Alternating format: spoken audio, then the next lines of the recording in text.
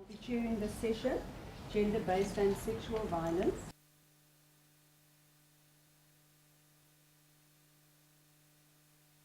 Thank you. Thank you, everybody. It's a pleasure to be here today amongst distinguished guests in the sector of violence and sexual violence. I'm Sianne Abrahams. Do you need me to stand? I'm Sianne Abrahams, and my colleague is Lucinda Reddy, and we work in the HIV/AIDS and Inclusivity Change Unit. I'll refer to it as HAICU throughout this presentation. We form part of the Transformation Services in the Office of the Vice Chancellor. And today's presentation would be just to discuss our experiences working with students who arrive on campus from a variety of contexts and how we've had to manage their psychological and health and well-being during this time in the face of violence. We also will be first providing a context, so what research and theories we're applying, and providing a national overview. So what are the stats on sexual violence, gender-based violence in higher education institutions? Quickly, just to give you an overview of what HAICU does, we focus on building competent graduates, and we apply Catherine Campbell's theory of building competency. And she denotes that in order to build a competent community, you need a supportive one, a supportive community that's free of stigma. You need to have healthy relationships, which is defined as non-violent, non-discriminatory, and equitable. In the community, there also needs to be the provision and access to health and support services. The strategies that we apply in order to build competency is to promote ownership and responsibility amongst students through knowledge and skills. So not only do they impart accurate knowledge to their peers, but they also utilize the knowledge to protect themselves against risk and sexual violence. We try to do this through the creation of safe spaces for dialogue. And this is key because in the informal conversations, this is where most of the debate and the discourse takes place. Within UCT's internal structures, we build a local strengths with academics, research units, and health practitioners so that we are capacitated at every level to implement the strategy and policy, therefore providing the best service we can for our students. Bonding relationships supports the local strengths within UCT as well, and then the most important is the bridging relationships, so all of you, the external partnerships that we can rely on for up-to-date research and enhance our own programmatic work. In terms of our implementation sectors, we focus on curriculum, so working with faculties to provide discipline-specific content that's relevant to the student, and we embed gender-based violence, sexual violence, and intimate partner violence under the construction of masculinities in each of these faculties. The dialogues take place in residence workshops, training, seminars, and through peer education seminars which are run by the students themselves. All of our work feeds into the policy domain because ultimately our research needs to generate new knowledge and publication and feed into updating our existing policies at UCT and influencing the way the leaders respond to sexual violence on campus. I'm now going to move on to the higher educational context, just to provide you a quick overview of why it's so necessary for us to be aware of GBV, gender-based violence and sexual violence on campus. So according to the HEADS report in 2008 and 2009, 61% of students from a randomized sample of tertiary institutions experienced violence on campus. Sexual violence, including rape, was experienced by 25% of female students on campus. 43% of both male and female students had experienced sexual harassment. And from the qualitative data, transactional sex was a common trend for all institutions in the randomized sample. We have to consider the statistics from the sample because it is generalizable to the South African student population. And this shapes the way we respond to gender-based violence, intimate partner violence, and sexual violence on campus. We rely heavily on Jukes' work because she focuses on our age group, which is the male age group of 25 years and younger, as well as the female 15 to 35 years. And Jukes writes about non-partner rape and how in those kind of relationships, non-partner rape exists in rooted gender inequitable constructions of masculinity. She also writes about transactional sex and how the transactional sex is embedded in cultural ideas of masculinity and gender hierarchy. And the increase in sexual violence occurs more prominently where there's sexual concurrency. And what we mean by sexual concurrency is more than one partner at one time. Jukes explains sexual concurrency to be a way of demonstrating the masculine construction of performance and dominance, which often results in physical violence for females over women. In addition to Jukes' work, we rely on Kluver's work on concurrent and multiple factors that influence gender-based violence and sexual violence. And she speaks about how abuse affects one's mental and sexual risk. Chimbindi speaks about poverty. And yes, we do have students on campus who come to campus in a very impoverished state, but their main factor is there to get a degree. And we've had to deal with students in terms of psychological distress and stigma, because Chimbindi writes that a person who is distressed will ultimately suffer from depression, increased anxiety, and in extreme cases, attempted suicide. Jukes' research indicated that males who are involved in intimate partner violence are 25 years and younger. So this falls directly into our student population age group. She's also found out that within her sample, 2.08% of the partners had HIV, which indicates a prevalence within the group, and raises a concern about holistic interventions, not only looking at the psychological, but also the health and well-being of the student. Intergenerational trauma speaks to what the previous speaker, Anthony, brought up earlier this morning. Cal Volks has done a number of research focus groups with students on campus and look specifically at the parallels between the Holocaust, genocide, and the legacy of apartheid. And how is this relevant to our students?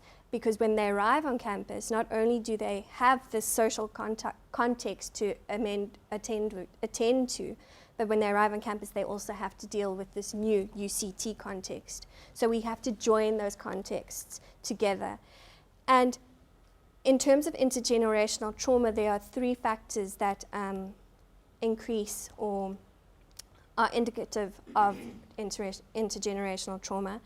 And it's defined by Kellerman as parents who've endured extraordinary mental and significant loss of close family, isolation, so the child and the parent have no supportive peer group with similar circumstances to share or dialogue or critique what's happened in terms of that traumatic experience. And in turn, this impacts on the child. So the trauma was talked about too little, so that it was blocked or a barrier, or it was talked about too much, so it was interwoven into the daily discourse of the child's upbringing, and in so doing, the child has lived the experience, the trauma of the parent.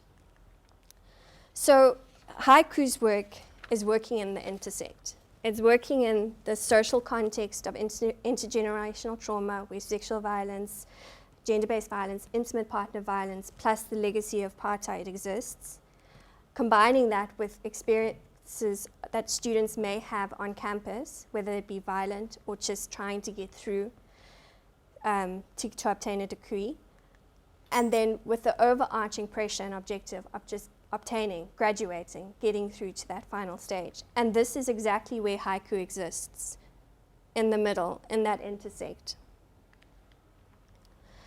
UCT strategic initiatives tries to respond to this intersect in the following ways. Through the Safety and Violence Initiative, headed by Guy Lamb, the poverty, through poverty, so addressing what we're trying to do for students who are impoverished on campus, through climate change, as well as school improvement initiatives.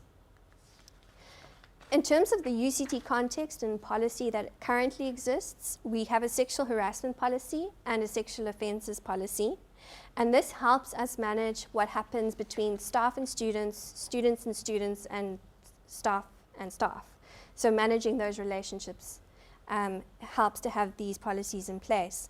But we also took quite a firm stance this year when the media awareness, when the media increased awareness around violence against women with the Neen Boyson case. And it generated quite an emotional response from the UCT and the broader society, so much so that UCT, Student Representative Council, Management Exco, practitioners in sexual violence, academics, they all got together and they marched up into Jamie Plaza, and it was quite a phenomenal sight of having more than 3,000 people participating in this event. The march was called We Say Enough, and it was one of the ways that UCT as an institution responded to saying we've had enough of this violence, how can we make a change? HAICU participated in this march by creating a virtual face wall, a wall of support basically labeled We March Because. And this is because we wanted the people participating in the march to take ownership of why they were marching. So not marching just because everyone else was, but why are they actually there? And it was a call to activism for them.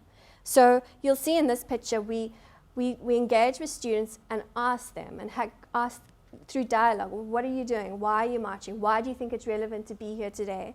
And they chose from a number of statements which one was most relevant to them. And this young student spoke about he doesn't want to pass violence on to the next generation. And there were a number of other students who came and took our banners and marched and identified their role against violence on campus. I'm now going to hand over to my colleague Lucinda Reddy, who's going to speak specifically about interventions and implementation so that we can get an idea of what solutions or what practices are working for us at UCT.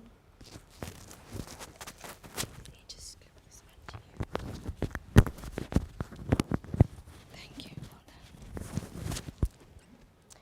Thank you, Sianne. So I'd like to encourage you and ask you to please, if you have the ability in your phone or your laptop, to please join us in the conversation on Twitter and really ask the question, answer the question, what should a university's role be in addressing gender-based violence? So here's please use the hashtag SaVICon, which is going, you can see on my left-hand side and your right-hand side, and that's our Twitter handle, HAICU UCT, and I promised Lemise that I would say that it's also the Twitter handle for SaVI, which is at UCT SaVI, but the A in SaVI is a small a. Okay, so please also contribute in that way. Okay, so what we're wanting to do is show you really a little bit about how have we taken the research, the information that we have received to translate it into actually working with our students on campus, to having these dialogues and these conversations. So we've done this through a number of ways, through different faculties and different dialogues and campaigns across the campus. I'm going to speak specifically about one particular project, and that is our art project, which is developed with in collaboration with the Michaela School of Fine Art. So we had to look at ways around creating channels around issues around public and social justice issues, and how do we develop graduate competency in this discourse.